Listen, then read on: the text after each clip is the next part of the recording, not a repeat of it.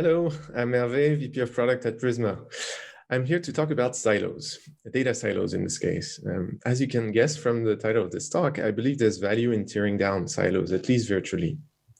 So in this talk, I'll cover what I consider data silos to be and why I believe we should connect data together. And finally, I'll talk about how Prisma is positioning itself to do that from an ORM to an application data platform.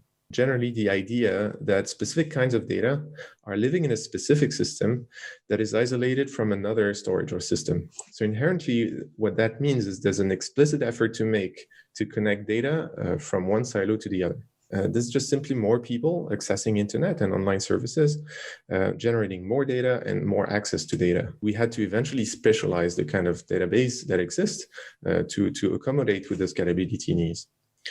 So we also looked at a study from Redis Labs looking at microservices and the data layer that showed that the database type is the #1 criterion of choice, and that other aspects like staff familiarity also play a role in choosing a database technology.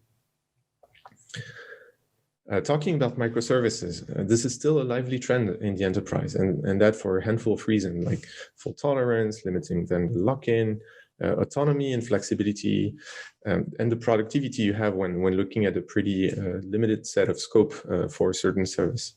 But there's something about productivity, though, that can be hindered by the need for control. One obvious reasons behind the need for controlling data are GDPR, CCPA regulations that put pressure on organizations to better trace and control data. But another one is simply that keeping control of your own data as a company is a business asset. It allows for you to create differentiated value. This overall led to having more databases in the organization as a whole. And so that if you combine more database types and more data in the organization, more databases in the organization, that leads to just more data silos. All right, but now are data silos that bad? Because if you look at it, like autonomy is good. Isolation of complexity is also good, and scalability of individual instances are pretty good. So why are they bad per se? You can define a rich and successful digital experience by an experience providing the right information at the right time.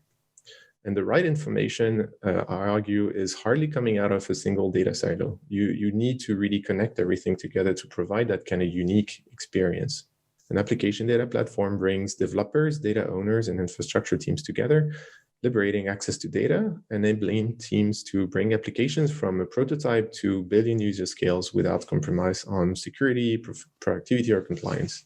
But now let's look at the problems that the application data platform is there to solve. The first one is based on what we touched on earlier and the need to connect data together to generate the rich information that we need, but also the fact that we have microservices environments and more autonomy in teams and systems. And so the larger the organization becomes, the more structured and complex it becomes as well. And that makes it just harder to know where some of the data lives in the first place. So you need to navigate the organizational complexity to get access to that data. This is the picture that I think about when I speak about the application data platform, all of these jobs. So now let's have a look at the benefits for all the actors of the application data platform. And starting with the data owners, they can make their data discoverable. And that's, as I said before, it's a business asset. We want teams to be able to discover data and use it and make the most out of it. But they can also do that, making sure that they do that properly, and unifying data access control is something that helps sticking to compliance requirements while enabling teams to discover and use data. And last, that's exactly what I just said. For infrastructure team, having a layer to operate on the infrastructure and improving it without disrupting teams is one of the key benefits I see in the data mesh specifically. They can also get insights into performance of applications and help teams navigate these performance issues and essentially collaborate with them to make sure they overcome some of the challenges that scale comes with. And finally, the application developers, they benefit from the great developer experience that Prisma has. They also have a way to abstract most of the complexity of the data infrastructure and getting access to these development environments, knowing that essentially pushing to production will basically be working as expected.